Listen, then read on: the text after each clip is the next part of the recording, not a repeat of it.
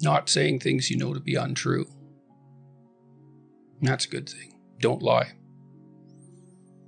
That's good. Be grateful. And then try to work for the best in yourself and other people. And maybe even broader than that. Try to work for the best, despite your cynicism and resentment. I suppose that's a form of gratitude as well.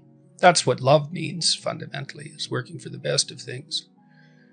And it's a goal. I mean, what's the alternative? Hate? And that's not going to make things better. It's going to make things worse. Oh, generally speaking. So something like truth nested inside of love. Then there's gratitude lurking around the edges. Beauty is important. More art, right? Yeah, well, more beauty, period. Everywhere. That would be nice. It's kind of intimidating, beauty. What do you mean? What do you mean by that? Well, because it's an ideal. It judges you. This is something that's quite interesting, is every ideal is a judge. Right? Because by you nature. fall short of it. Yeah, but it's an interesting problem that you need an ideal to work towards, but the consequence of that is that you're judged by it. That's fascinating, because we always want the ideal, right? Yeah, well, I recommend it to people that they try to reward themselves for improving over who they were yesterday, rather than punishing themselves for their deviation from the ideal. Look for incremental improvements and let yourself know that you've managed them. Is it important to hold the ideal, but also then keep short-term goals of you definitely. Against yourself? Yes, definitely. Yeah, you want to break it down into, and you do this with kids too. You want to set someone a task that will stretch them beyond their limit, but not be impossible, right? So that's part of being intelligent and careful within a relationship. Because it'd be nice to facilitate success. I mean, maybe it has to be punctuated by failure from time to time, but that's one of the things you do as a therapist, is try to set things up so that people succeed in moving towards their goals. And try to make the tasks small enough so that they're a reasonable probability that they will be completed successfully.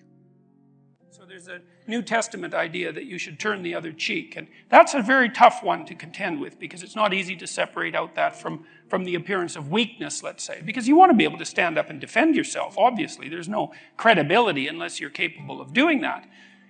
You have no credibility unless you're capable of doing that.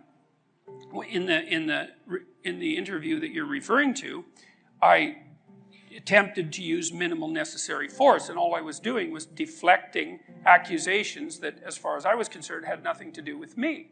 And the reason that was successful was exactly because there was no obliteration. There was just stepping back, say, well, that's not accurate the way that you're formulating that. And what happened was that she had to show her hand.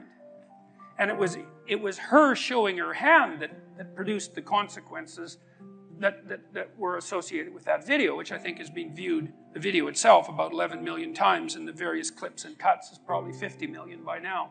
But because I didn't use force or any more than was necessary, then she had to keep stepping forward with her accusations and her ideology, and she just laid it out completely so that everyone could see it. And so it's another thing you really want to think about. Like, you don't want to be thinking about this as a polarized political battle, because you're in the damn polarized political battle, and it's actually the polarized political battle that's the problem. Now, now it's not like, as I said already, it's not like you want to be a pushover, but you step away from that and you work on yourself so that you're an increasingly powerful person. But one of the ways that you do that is that you learn to use minimal necessary force. It's like you don't defend yourself any more than you have to. Like, be careful. Don't push any harder than you need to, because all you do is you generate a counterforce by pushing harder than you need to, and then you're in conflict. And you think, well, I like a little conflict. It's like, look, fair enough, a little conflict, man, no problem. It keeps your life kind of interesting, and maybe that's on the problem-solving edge. But a little conflict can become a lot of conflict very, very rapidly. And if you have any sense at all, that's not what you want. You know, especially if you have other things that are better to do, and you should have other things that are better to do. And so, you know, to deal with these sorts of things, even when you're provoked with a light hand, there is no more effective strategy than that. And it's a real mark of sophistication and your ability to keep your temper in check. It's really something to aim at. And that's true even when you're dealing with yourself. You know, you don't punish yourself any more than necessary. When you're negotiating with someone that you love, a partner, for example, a husband or a wife, at least in principle, you defend yourself with minimum necessary force. When I've been successful in responding to attacks, it's only because I've responded to them minimally. So, for example, there's been a number of times when I've gone to universities and had pretty nasty demonstrations. There was one at McMaster University that got quite out of hand, and a worse one at Queen's University, where people were pounding on the windows while we were all sitting in the hall.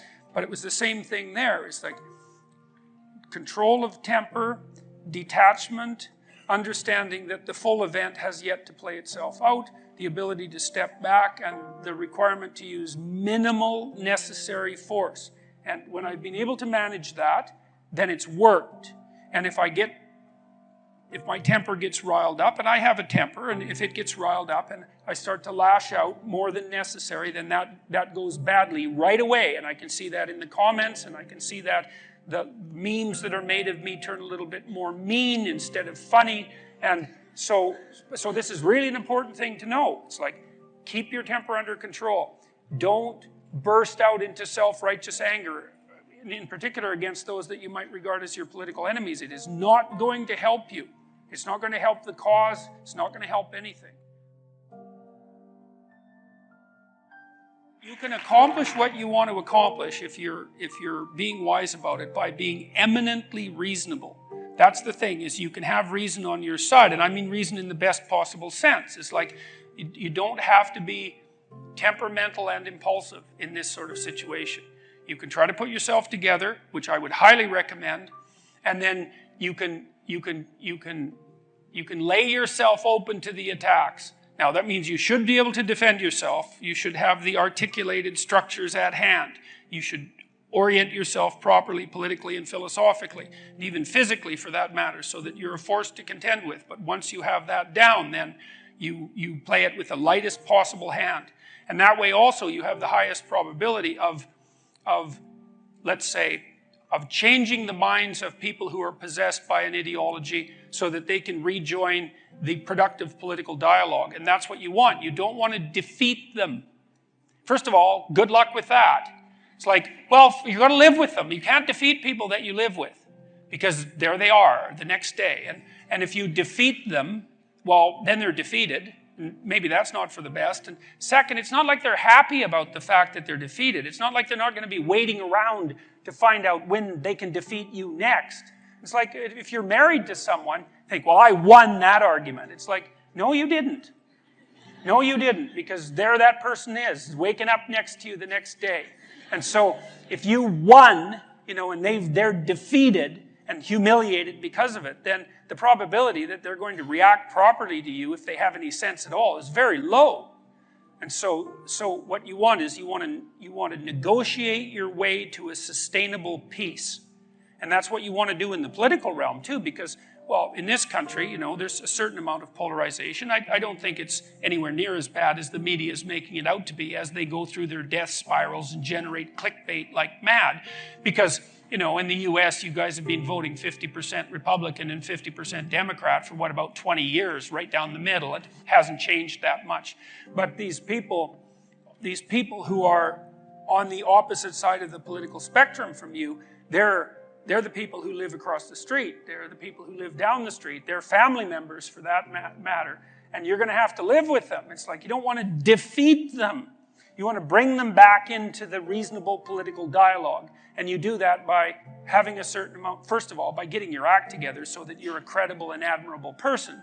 But then by having some forbearance and negotiating towards peace. Think about what you want as a victory. You want a victory where you're surrounded by the corpses of your defeated enemies, Or do you want a victory that constitutes peace? Well, that's what you want. And in this country, I mean, you've been able to maintain that for a very long period of time, excluding the Civil War, let's say. And there's been other periods of polarization, like in the early 1970s. You don't want this to be a victory. You want this, not in that sense. You want to decrease the polarization, to bring everyone back under the umbrella of intelligent conversation. And you want to also know that just as you perhaps are temperamentally predisposed, being more conservative, to standing for patriotism, standing for the what would you say, well, let's say patriotism, we'll leave it at that, and for the utility of hierarchies, that there are people who need to speak for the dispossessed, and you have to engage in a dialogue with them for your own good as well as theirs. Because healthy hierarchies do take care of the people who are dispossessed by the hierarchies, and that's one of the things that makes them stable. It's not an easy thing to figure out how to do, right? I mean, you don't do it self-evidently by things like redistribution of income, but it's still a universal. The problem of the dispossessed is a universal problem, and it has to be addressed, and that's why you need the political dialogue. So no victory. Peace is the goal, not victory.